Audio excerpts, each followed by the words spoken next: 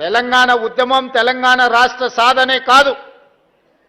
ఈనాడు నేను మా మిత్రులు పెద్దలు దామోదర్ రాజనరసింహ గారు, అట్లూరి లక్ష్మణ్ గారు లేదా ఉత్తమ్ కుమార్ రెడ్డి గారు ఎవరమైనా మంత్రులు ముఖ్యమంత్రులు అయినము అని అంటే వాళ్ళు ఇచ్చిన స్ఫూర్తి, వాళ్ళు చేసిన పోరాటం ఎవరు కూడా మర్చిపోలేనిది.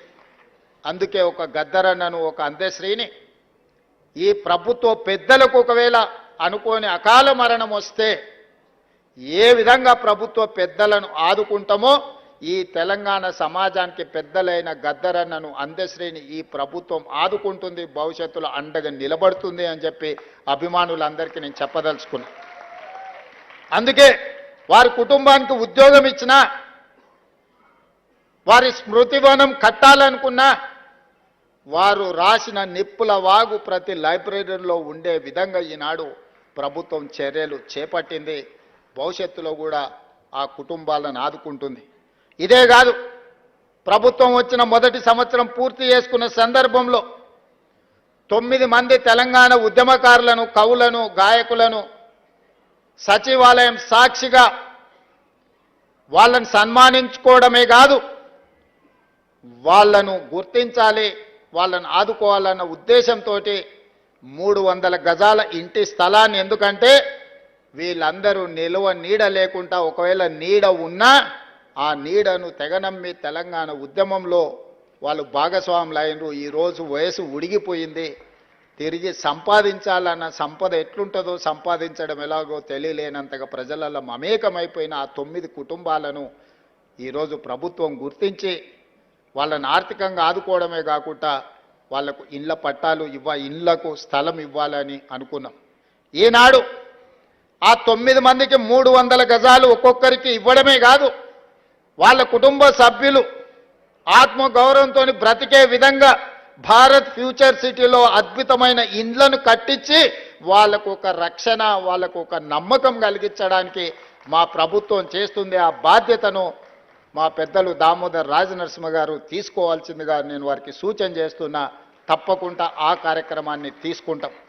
అదేవిధంగా దళితుల గురించి గ్రామీణ ప్రాంతం నుంచి, వ్యవసాయ కుటుంబం నుంచి వచ్చిన నాకు సంపూర్ణమైన అవగాహన ఉంది. మా భూములు దుక్కి దున్నినా, మా పొలాలలో పంట పండినా, మేము మోతుబరి రైతులుగా సమాజంలో గుర్తింపు పొందిన మా గ్రామంలో ఉన్న దళితులు 100% మాకు అండగా నిలబడ్డారు. కాబట్టే మేము మా గ్రామాలలో రాణించినాం. మీరందరూ ఆశీర్వదించారు కాబట్టే ఈనాడు తెలంగాణ రాష్ట్రానికి ముఖ్యమంత్రినైన విషయాన్ని ఏ వేదిక మీద అయినా చెప్పుకోవడానికి నాకేం బేసిజం లేదు.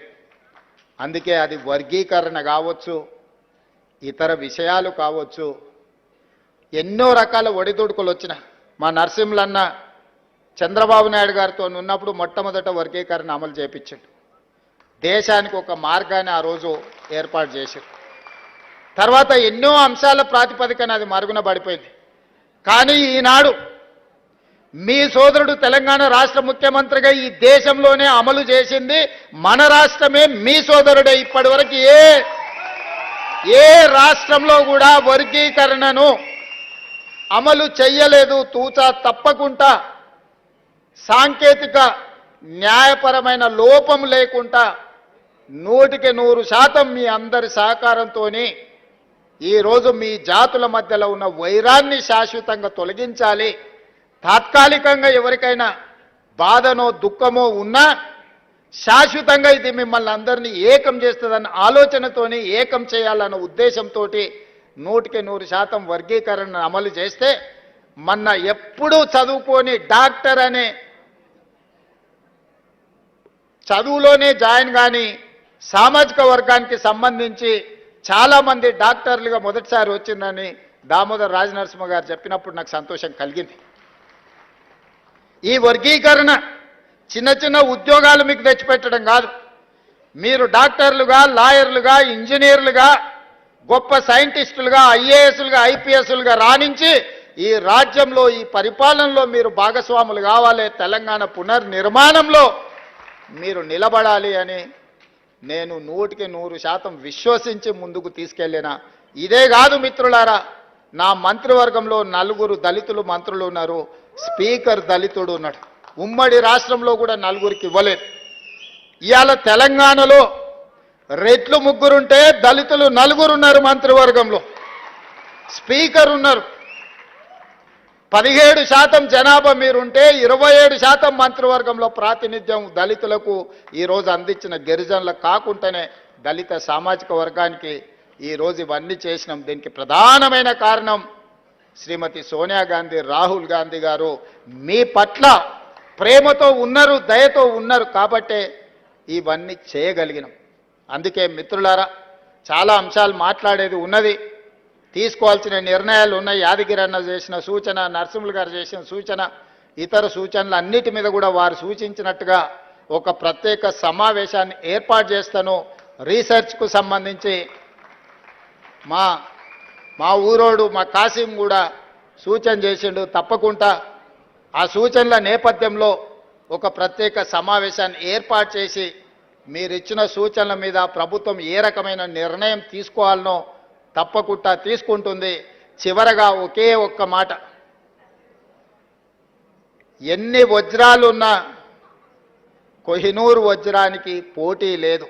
దశాబ్దాలే కాదు శతాబ్దాలు గడిచినా వజ్రాల గురించి చర్చించాల్సి వచ్చినప్పుడు కోహినూరు వజ్రాందే మొదటి స్థానం. కవులు కళాకారులు ఎంతమంది ఉన్నా ఎవరి గురించి చర్చించినా రేపటి తెలంగాణ చరిత్రలో కవులు కళాకారుల గురించి మాట్లాడినప్పుడు మా అందశ్రీ అన్న ఒక కోహినూరు వజ్రంగా నిలబడతాడు. అది శాశ్వతం చెయ్యడానికి